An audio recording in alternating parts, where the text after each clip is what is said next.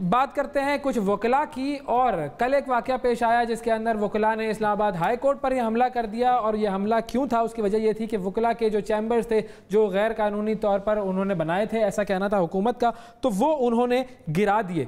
और जब ये गिराए गए तो उसके बाद फिर वकला ने एक तरीके से ये एक रद्द अमल जाहिर किया। और इस रद्द अमल तो इसको ना कहें आप, अटैक किया इस्लामाबाद हाई कोर्ट की बिल्डिंग पे, अटैक किया, वहां पर अंदर जजेस भी मौजूद थे, अटैक करने की कोशिश की। ये अल्फाज इस्तेमाल होने चाहिए और वही अल्फाज इस्तेमाल करें, उसको टोन डाउन ना करें। जो उन्होंने किया उन्होंने टोन डाउन नहीं किया, तो आप भी टोन डाउन ना करें। ये रद्द अमल अटैक की सूरत में था। ठीक है जी, इस पर हम बात करेंगे कि आखिर ये रवैया क्यों है वकला का। हमारे साथ मौजूद हैं बैरिस्टर वकास साहब। अस्सलाम वालेकुम।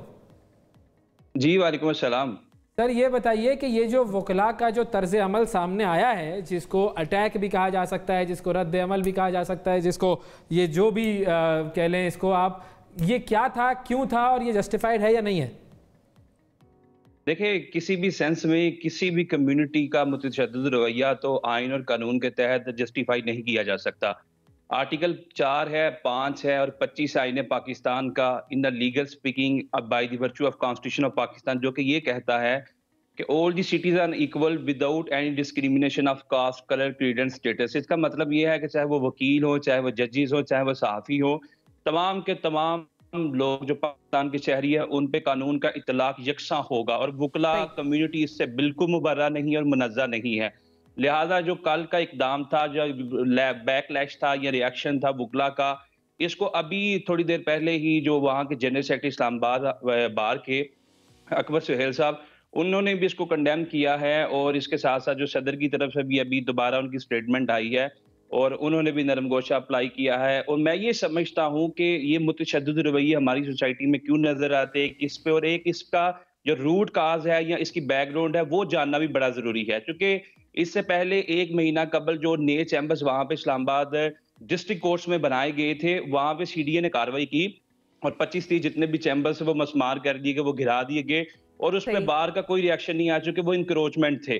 और बार ने कहा कि ये इलीगल लैंड ऑक्यूपाई करके बनाए गए थे, लिहाजा उन्होंने वो चैम्बर्स गिराने में किसी तरह की रेजिस्टेंस नहीं की, होनी भी नहीं चाहिए। और जो कल के इनकी कार्रवाई थी उसमें ये उसकी बैकग्राउंड ये थी, जो मेरी सेक्रेटरी साहब से, सदर साहब से भी बात हुई, कि ये गुज़िश्ता 10 सालों से ये चैम्बर्स इसी तरह चलते आ रहे थे। यहाँ पे सीनियर्स वकला बैठते थे।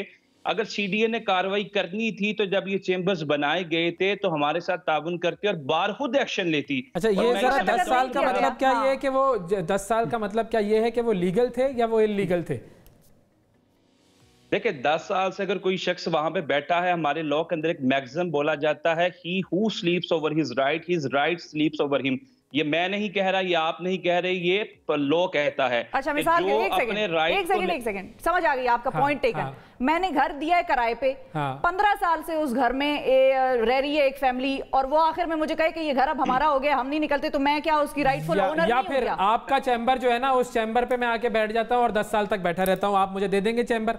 बिल्कुल नहीं, बिल्कुल मेरे कहने का मकसद ये नहीं था।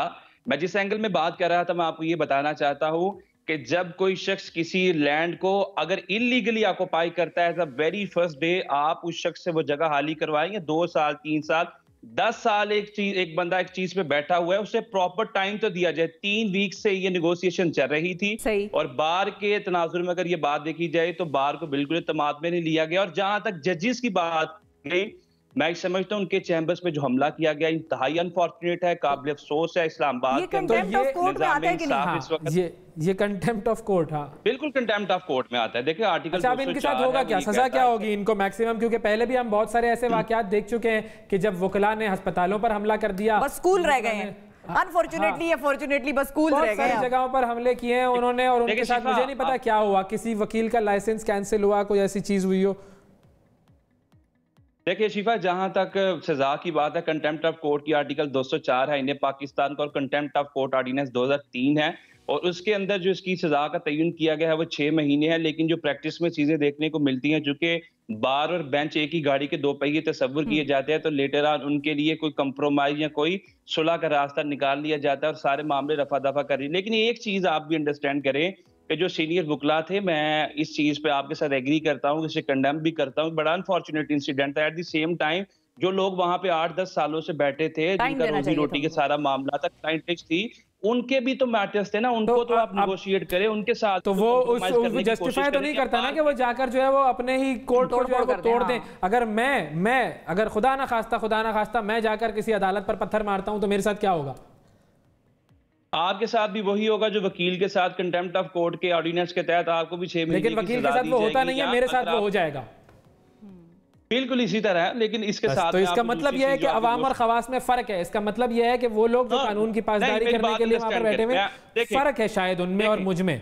आर्टिकल 204 और सेक्शन 5 है जो कंटेम्प्ट ऑफ कोर्ट ऑर्डिनेंस की, उसकी एक प्रोविजन के अंदर अपोलॉजी का वर्ड भी इस्तेमाल किया कि अगर आप रिटन एप्लीकेशन देते हैं और अगर आपके जवाब जो है अदालत एडमिसिबल करार देती है तो आप कोई सजा भी माफ कर सकती है और उस गलती को भी दरगुजर कर सकती है। लेकिन दूसरी जो बात थी वो जरूर आपके गोशगुजार करना चाहूंगा कि इस्लामाबाद हाई कोर्ट पे क्यों हमला किया गया। चूंकि सीडीए के जो तरफ से अली जवेद नामी एक शख्स आया था, उसने बारहा इस चीज का जो इतराफ किया या बारहा इस चीज पे उकसाया वकला को कि हमारा इसके अंदर कोई लेन देन नहीं है, आप ठीक है, बिल्कुल सही। बहुत शुक्रिया अदा करेंगे, बैरिस्टर वकास साहब हमारे साथ मौजूद थे। अब ये सारा मामला आपके सामने है, लोगों का तर्ज अमल भी आपके सामने है, आप खुद फैसला कीजिए कौन सही है कौन गलत।